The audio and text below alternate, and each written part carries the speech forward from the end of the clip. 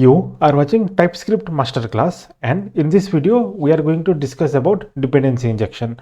We will see what is dependency injection, how to achieve dependency injection, and we will write our small dependency injection framework. And we will see how powerful this tool can become and how helpful this will become for us. So this will basically help us in writing decoupled code. And the prerequisite for this is you should have understanding about class and parameter decorator, and I have previously discussed those videos. I'll give the link in the description because we are going to heavily use class decorator and few other decorator concepts in this video. And as always, the starter code and the finished code, the GitHub link will be available in the description box. Feel free to check that out. And without much delay, let's roll the intro and start the video.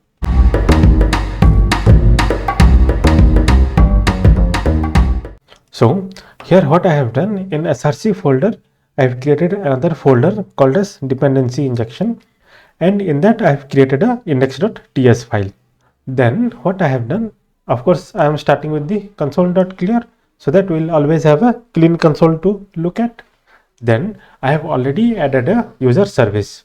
So this is going to be the base of our project, our mini project, in which we are going to learn how dependency injection works and how we can enhance it by building our own dependency injection framework. So it's basically a user service which has a login function, update username function, and a logout function. So the real implementation here is not something that we are worried about. Here basically what I am doing is I am just doing a console log just to keep a track that which function and which methods are being executed. So this is going to be the crux of this tutorial. We are not concerned about the real implementation, but I am concerned about how we can improve this logging framework as an example for our dependency injection. So we have some console.log, right? So now what I will do, I will create a main class, and that main class is going to use this user service and it will call its methods. So let us quickly write the main class. So I will say class main, and it has a method. I am calling it as init.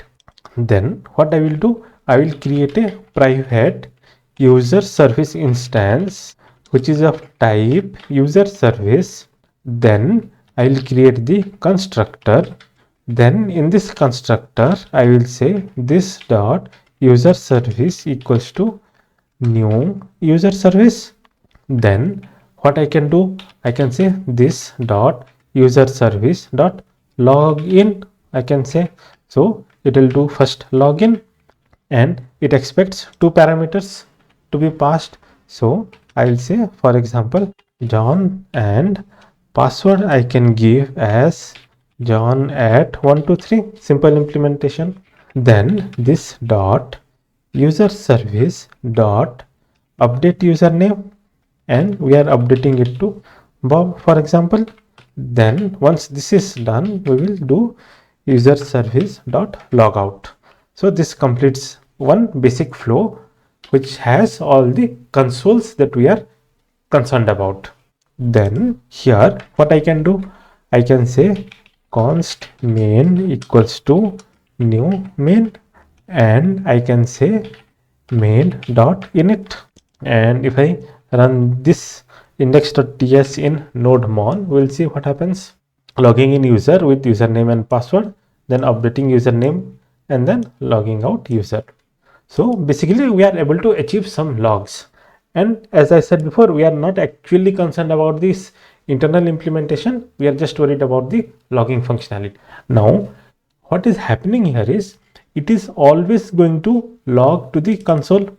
I don't have the flexibility here to log it to a different service, be it a file system, be it a cloud storage, right? There I cannot log it. I can only and only log it in this console.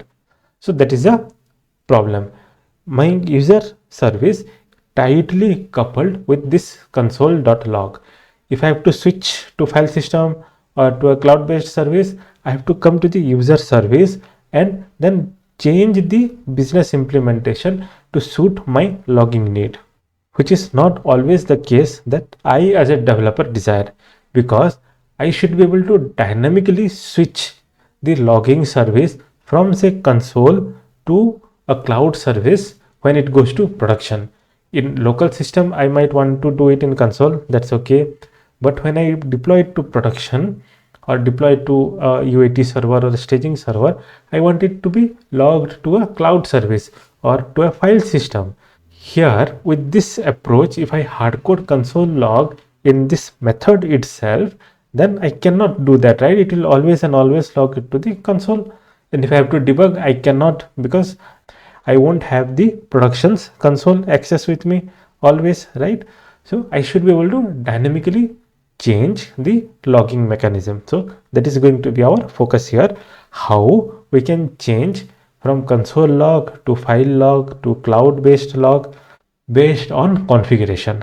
So this is where the concept of dependency injection comes into picture. Now what I will do, this console log, I will extract it into another class, and that class I will use it in user service. So let us first quickly do that. We will create a class that will have a function and that will do the console log for me. So what I can say, I'll say class, then console logger service, and it will have one function, I'll say log, and it will take a message which is of type string.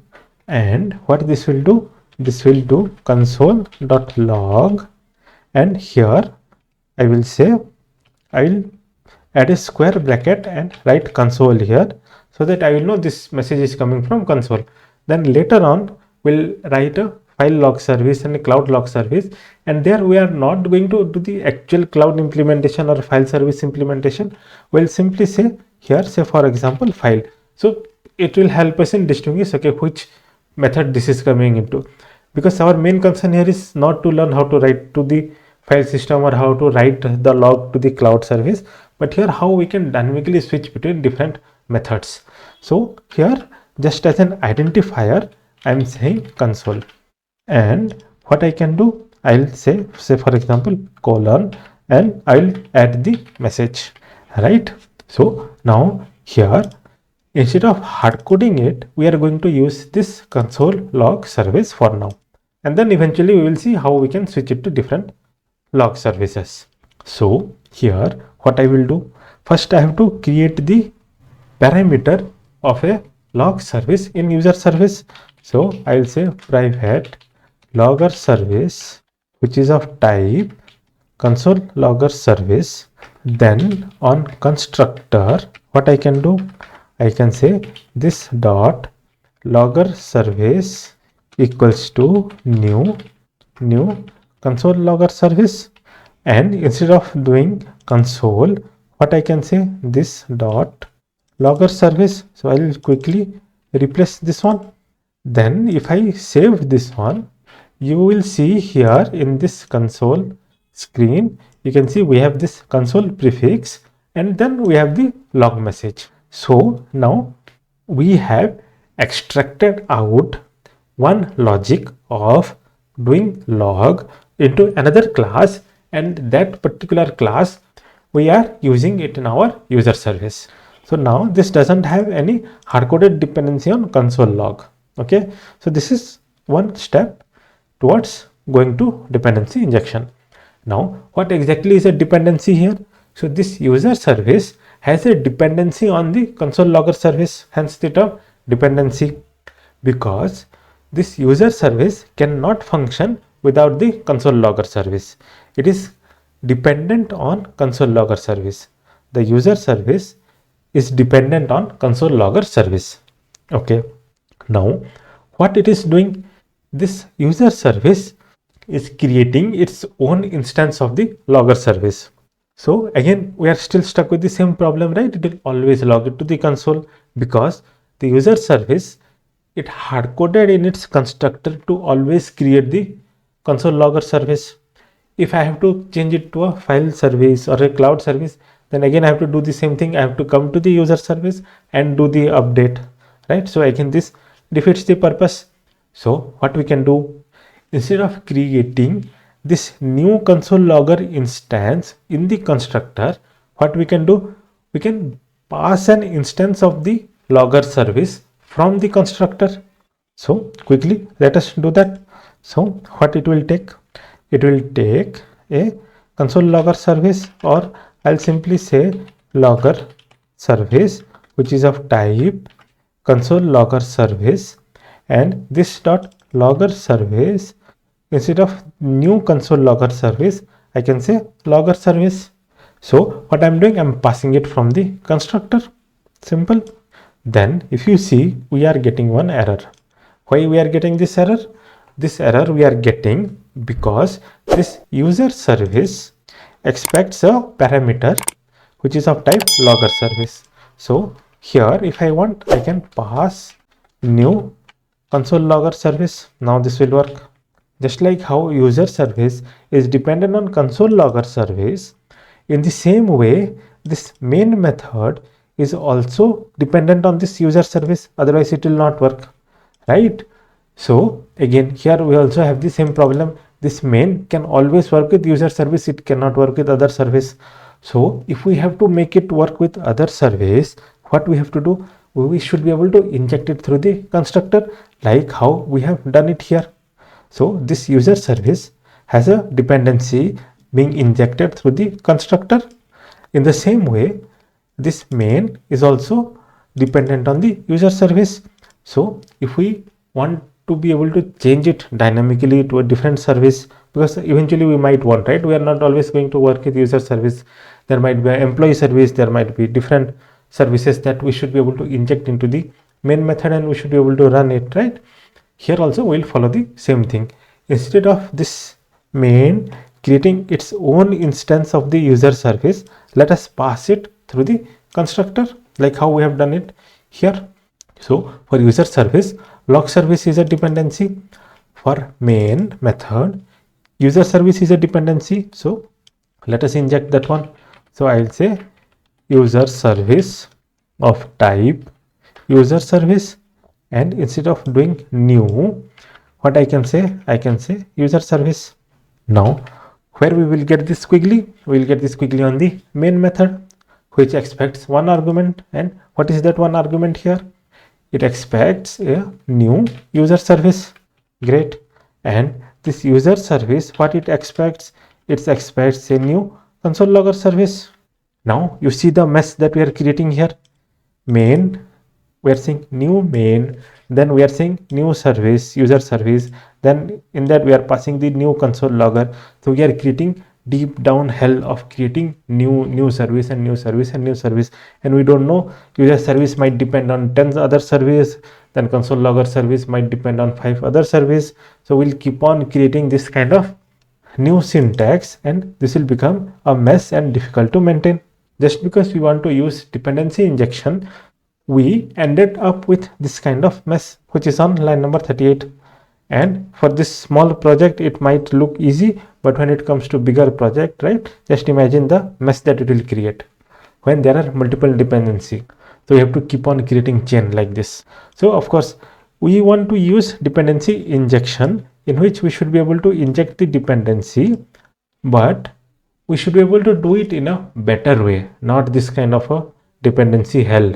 So what we will do, we'll start writing our own dependency injection system, and that system is going to offload this kind of mess. So what we will do, we'll write our own dependency injection framework. So first step, what I want to do, I want to create a container, or a DI container, or a dependency injection container. Now what we will store in that container? So in that container we are going to store a key value pair, and key will be what? Key will be our class name, and value will be an instance of that class. So if you see here, I will have a DI container, then say for example I have a key, and I will say console logger service, and what will be its value? Its value will be a new console logger service. So this will be a key value pair. Then we will have the key as user service, and the value will be its new instance. So user service. Now if there is a class that wants to inject something, instead of getting it through the constructor, we will come to the DI container and ask, say for example, I want to inject console logger service. I'll ask the DI container, okay, can you give me an instance of the console logger service? So we'll ask for this key, and in turn we will get this value. So this will become more clear when we start implementing the container. So let us start quickly implement a container. So I'll keep this in comment. Then I will say class container, or if you want, you can name it as DI container or any other fancy name, right? What we are going to store here? So we'll store the different services. So what is a service? This console logger service is a service. This new user service is a service. So I will say I will create an instance and I'll mark it as private, and I'll say services equals to new map. Okay, I'll use a map data structure to store the class and its instance. Then I will add two methods. One is register, one is resolve. So what register will do? Register will register the key value pair. So let us quickly write the method. So I'll say public register, and it will take a type T. Then it will have a key value pair. So I'll name it as token. This token, it should be of the class type. So we have already seen this in the class decorator. I should be able to pass the class itself, not the instance of the class. It should be an instantiable entity, not an instantiated entity. So here what I can say, I'll say token, which is of type new, args of type any, and this resolves to T, and I'll have another parameter which is going to be the instance of type T. So what this basically means, token is of type instantiable entity of T, and instance is the instantiated entity of T. So here I will say console log service is the token, and instance is the instantiated, that is from using the new keyword. So here what I will do, I will say this dot services dot set what? Token and instance. Simple. Then I will add another public method. I will say resolve, which is of type T, and it will take a token of this similar type. So I'll paste it here, and what this is going to return, this is going to return me the instance of this particular token type. So say for example, if I'm passing user service, it will return me new user service or an instance of that user service. So I will say const service equals to this dot services dot get token, and I will add a small error handling that if this token doesn't exist, then we will throw some error. So throw new error, and here we will say service not found for token, and we will pass the token. So for which token we could not find the service. So for example, there is a file log service and we don't have an instance of that. So let it throw error, so that developer will know, okay, the instance doesn't exist. I have to push the instance first before using it, and I will return the service. Simple. Then what I can do, I'll say const container equals to new container, and I will save this one. So just always keep an eye in console. If something is changing, if something is breaking, we will fix it here. So we have a container instance. Great. Now what we have to do, we have to register our classes to the container. So what I can say, container dot register. Okay, first what I want to register, I want to register the console logger service, and what value I want to pass, the new instance of the console logger service. Simple.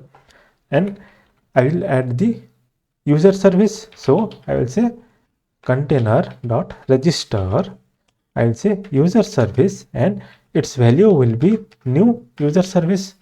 and it is giving this squiggly because this user service expects one argument.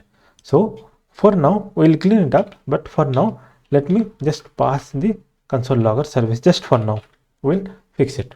So we have registered our classes into the di container. Now what I want to do, instead of passing this dependency from here, what I can do, I'll remove this dependency. Okay, and here this dot logger service, what I can say, container dot resolve what I will say, console logger service. So here I don't have to pass anything from the dependency, but from where I'll get it from the container, because in container I have already registered this console logger service, which has an instance of this new console logger service. So instead of passing that same new keyword with the console logger service, what I can do, I can go to the container and ask for the console log service, and this will give me the console log service. So I don't have to pass it here now, and same here. So I'll quickly remove this one. Then what I can do, here also user service we are injecting through the constructor. So I will remove this one, and I will say container dot resolve what, user service. So here I will get an instance of the user service. So here also I don't have to pass. So now if you see, the mess is cleaned up, and now if I save, we'll still run, everything will work fine. We are able to do the console log. Now to some extent this looks clean, but can we still make it cleaner? Of course we can make it cleaner, right? So instead of us doing this kind of manual registration, in which what we are saying, this console log service is going to be a service, or we are going to inject this console log service, and before that we are registering this console log service, and at some point in future I will be able to resolve it. So instead of doing it manually, can I write a decorator, class decorator, that will do the same thing for me, instead of me doing it manually here? This is a manual registration, right? In which what I'm saying container.register, then I have to register all the dependencies that I have created, that I want the system to have. So let us remove this manual step. What we will do, we'll write a decorator. What that decorator will do, and what name we are going to give. So I want to name it as injectable. I want to name the decorator as injectable. That means if I decorate a class with the injectable decorator, that means that class can be injected into another class as a dependency. So let me write injectable, and of course it will throw error, right? Because we don't have this function definition yet. So let us quickly write the function definition. And in previous video I have already discussed how to write class decorator. So let us quickly write a class decorator for this one. So I will say function injectable, and T extends the base class that we have already discussed. So here I will write the base class inline.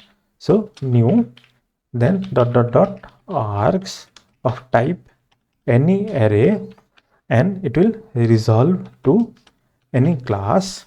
This is the generic definition, and we will say base class entity, which will be of type T.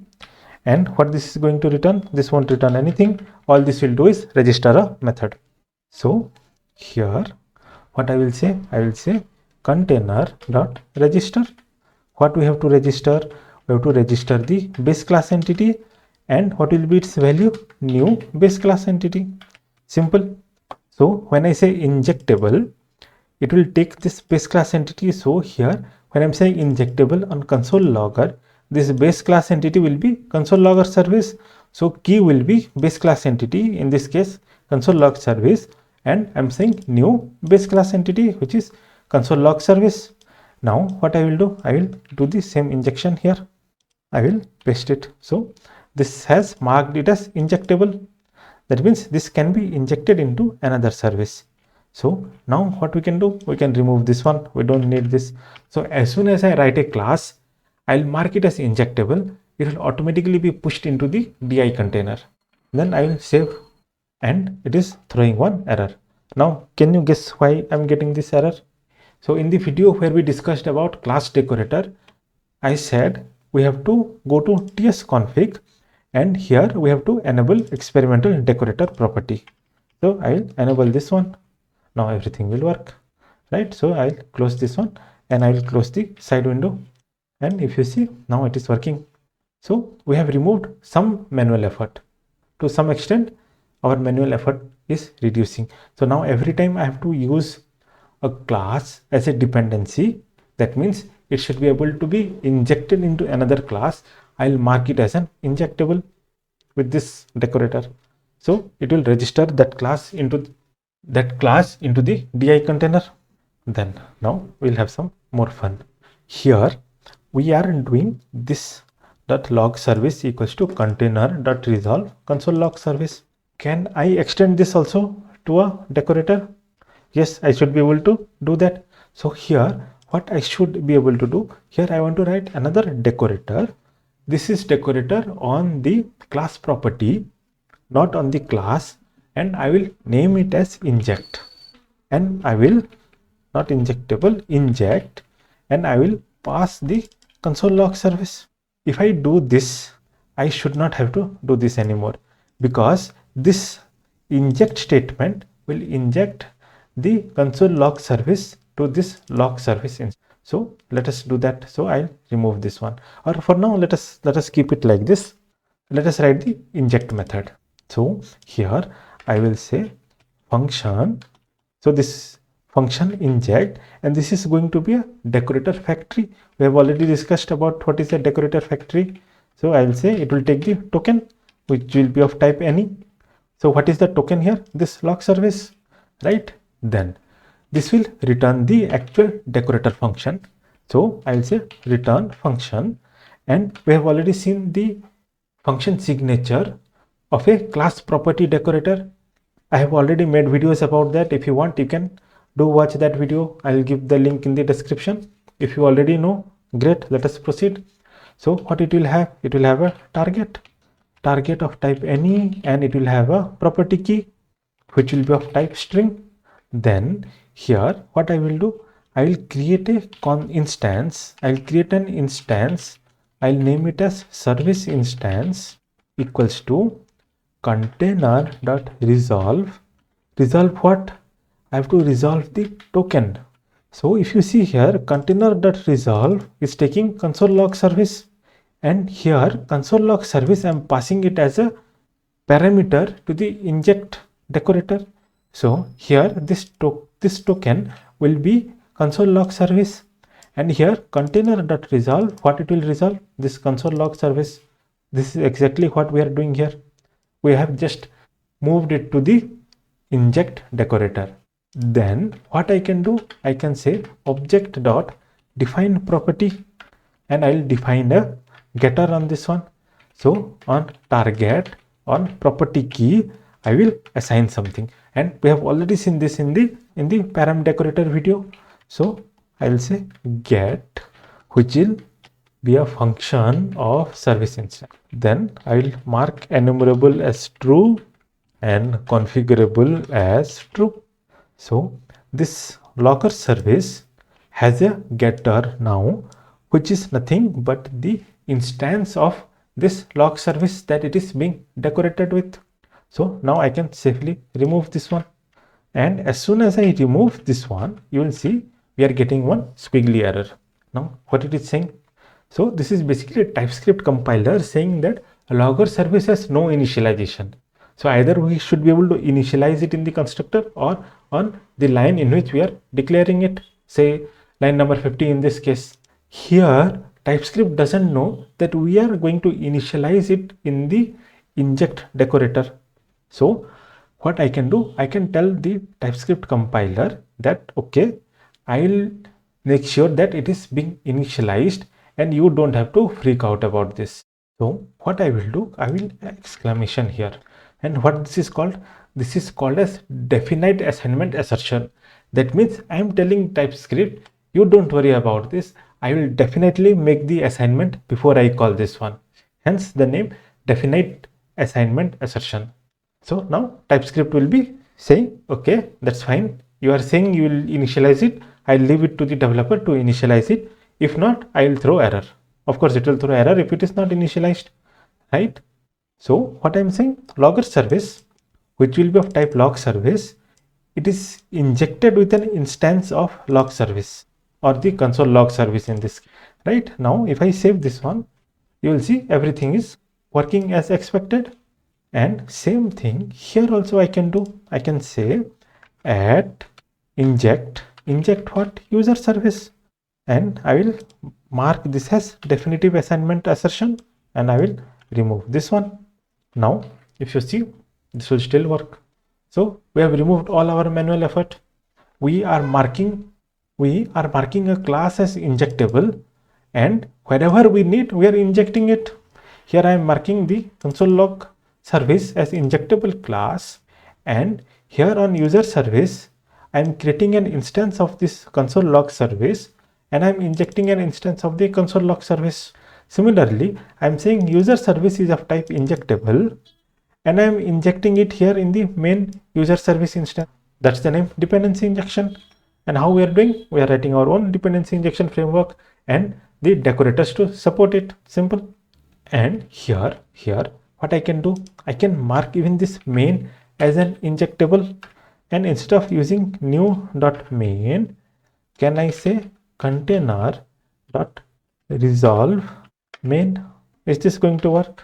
Yes, of course, this will also work, right? This is still a one-line manual code in which we are directly calling the container, but this is fine, right? This is the final main call that we are doing just to bootstrap our application, right? So if you want, you can keep this. Otherwise, if you want, you can keep the new main also. Both are same thing. Just I am showing you one example how easy it is to add a class to the container and use it in another class as a dependency. Now if you see, there is no mess, there is no new dependency hell, right?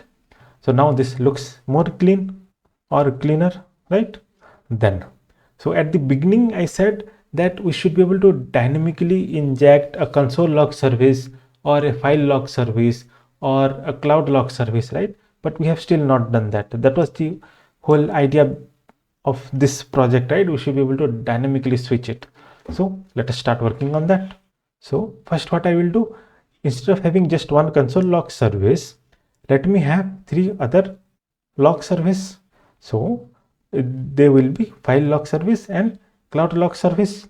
So let me quickly write those 2 more service. So if you see here, I have added a file log service, and I have marked it as injectable as well. And here I am saying in square bracket file. That means this is just to indicate that this function is coming to the file log service. My intention here is not to actually show you how to write log into the file, right? And similarly here also cloud service. I'm not doing the actual cloud implementation, just a console log, but still it says cloud in the square bracket, so that we'll know, okay, this is at least going to the cloud log service log method, right? Again, the logic, the reasoning is not here to teach you how to write to the cloud, but just the functionality. Now we are writing log service, we are writing console log service, file log service and cloud log service, and here we are using log. What if by mistake somebody uses a logger, right? I should be able to have the consistent method name and method signature, right? So how to enforce that one? So I can enforce that one through a interface. Simple. So what I will do, I will write an interface and I'll call it as ilogger, and this will define the signature of the log method. So log, I will say message of string and return type of void. And if you want, you can have other messages like error messages, warning messages, debug messages, right? We can add a lot of functionality. And here I can say it implements ilogger. I can do that. And here also I can say implements ilogger, and this also implements ilogger. right? I will save this one and let us see console. Yes, everything is clean, it is working. Now if you see here, instead of log service being a concrete instance of console log service, I can mark it as iLogger service. This will work because console log service is of type iLogger. Now instead of injecting console log service, how easy now it is for me to inject file log service. So if you see, it is showing console here. Now if I save this one, what it will show? It will show file, because I am injecting file log service here. Can I inject cloud log service? Yes, I'll inject cloud log service. So now it will change it to cloud log service. So it is coming to this function. Earlier it was coming to this file log function. See now how easy it has become for me to dynamically inject different logging service. But are we still done? No, right? Can we optimize it further? Yes, we can optimize it further. Let us do more optimization on this one. Instead of us again coming to the user service, because since the beginning I'm saying we should not come to the user service. Earlier here I was doing console log, but my intention was never to touch user service. We should have one-on-one implementation, and through configuration we should be able to change it. We should never come to the user service class itself to change the logging instance, right? So let us make it even more configurable. So let us write a logger factory function, and this log factory based on a configuration will return me the concrete instance of the log service. So let me say logger factory, then this will have three properties. So private console logger, which is of type console logger service. Then I will say private file logger, which will be of type file logger service, and it will have a private cloud logger, which is of cloud logger service. Then I will write a method which says get logger, and what this is going to return? This is going to return a type of iLogger instance. Then what I can say? I can say const config equals to get logger type instance. So this function from somewhere, it could be a database configuration, it could be a file based configuration, and it could be a .env based configuration, but from somewhere it is going to give us the log type that is being configured. So let me quickly write a dummy instance. So I will say function get logger type, and for now let me just return a instance of type file. This is I am hard coding, but in real scenario this is going to get the log type from some configuration, database, file system, or this we are not so much concerned about. But this logger factory has a function get logger type, and from somewhere it is giving us the log type that we should use. Okay, then I will move it to a switch case on config, simple. And here what I will return, I'll say case console, right? What this will return? Now this is the question, what this is going to return. So this is going to return this dot console logger. Now what value we have in console logger? Did we initialize anything in the console logger in the constructor? No, right?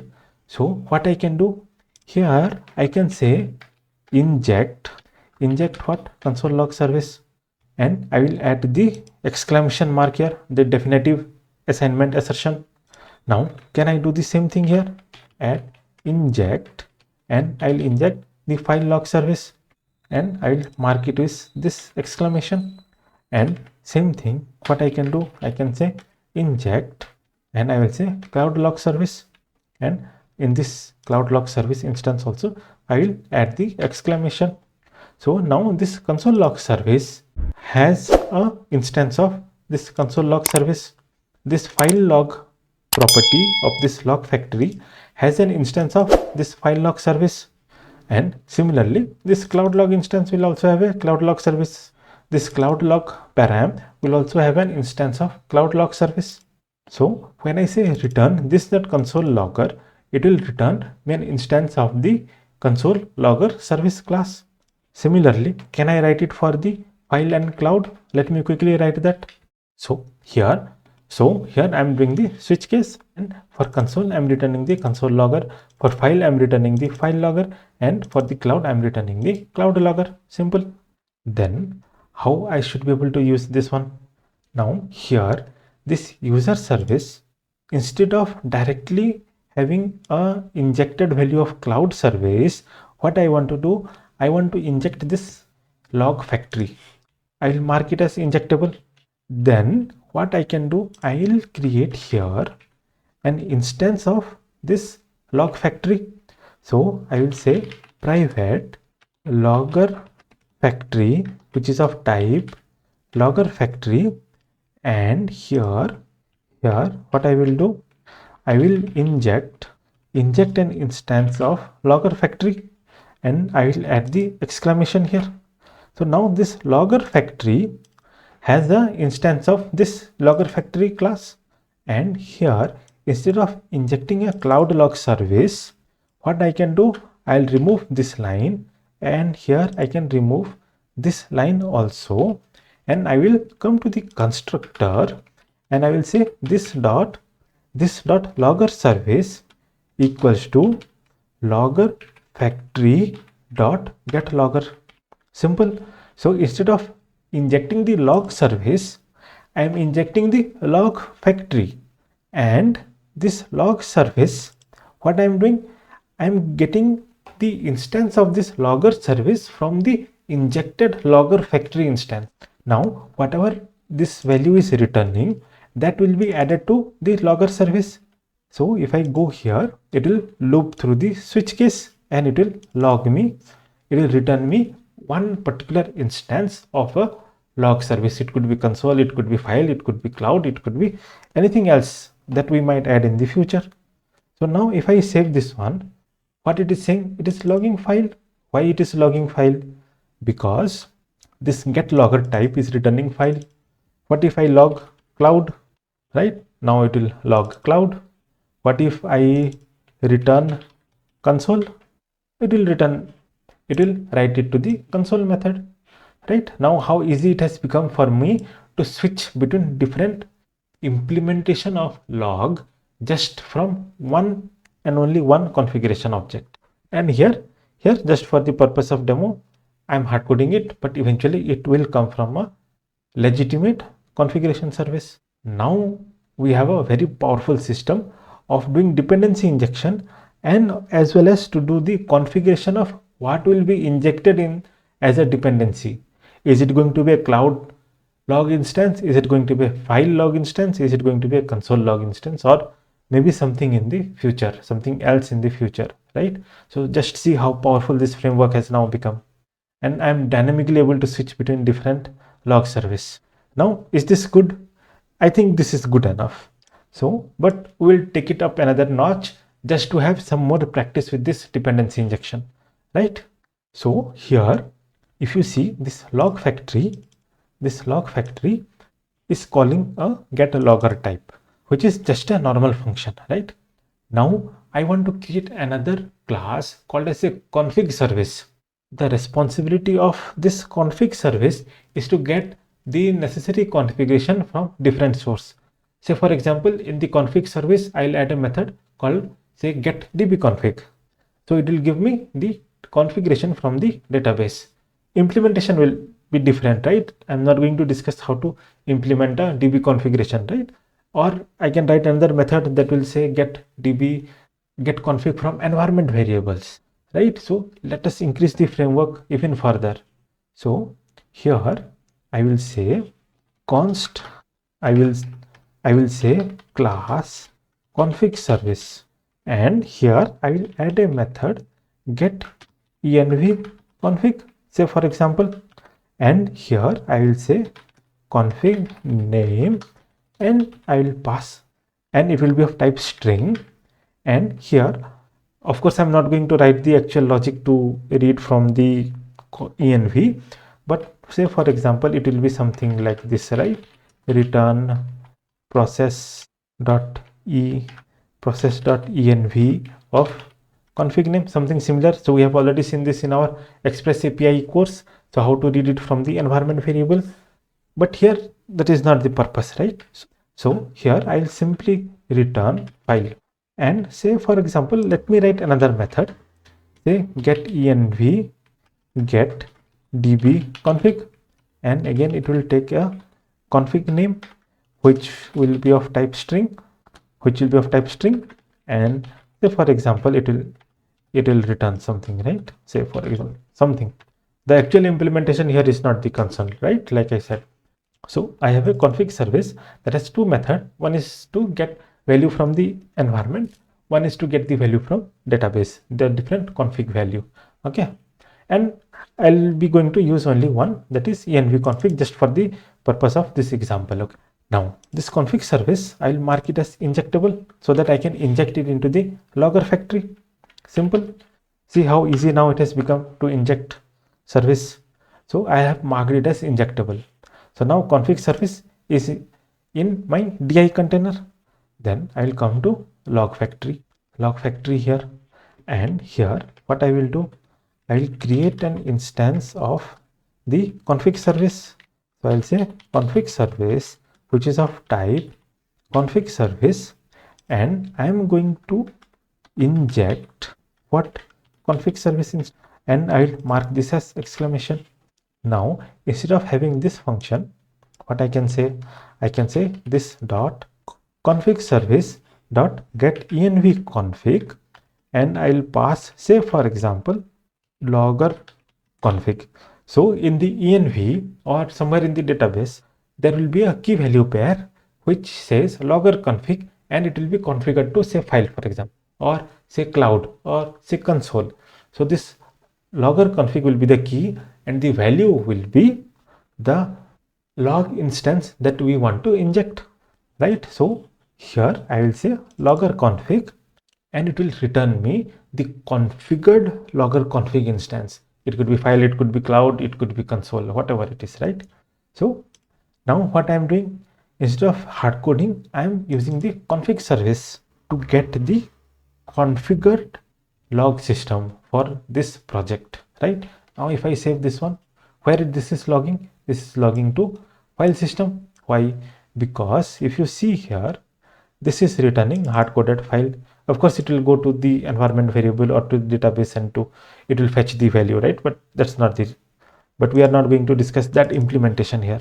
So just here as the final hard coding, just for the demo purpose, I am saying console, because let us assume that it is going to a config service and it is fetching console for me. So now if you see, it will log console, right? If I say cloud, it will log it to the cloud system. Then see now how powerful this framework has become. If I change some configuration, it will start logging to that particular configuration. And now if you see how powerful this framework has become, I can dynamically switch between different logging service. And this example was just for the purpose of logging, but in real life scenario, this, say for example, user service, instead of only depending on the log service, it could be dependent on multiple other service, right? So with this framework, we should be able to inject service very easily, change the service instance if needed, without too much of code coupling. So the code has a dependency being injected from somewhere outside. So if I have to change something, I don't have to come to the user service class and do the modification. It will automatically happen through the configuration, which I can set it in the DB level, or which I can set it at the environment variable level, right? Now see how powerful this framework has become. So now I'll conclude this video with this much of implementation. Of course, the dependency injection framework is so powerful that we can keep on writing more and more logic, and a lot of framework like NestJS are built on this particular concept of doing dependency injection, right? And eventually we will learn those framework as well, but this video will serve as a base for that framework. So now you understand how dependency injection is implemented, right? And with this much, I will conclude on this video. I really hope that you understood the fundamentals of doing dependency injection. And if you have any comment, any thoughts, feel free to share it in the comment section. Do like, share and subscribe to the channel, and I'll see you in the next video.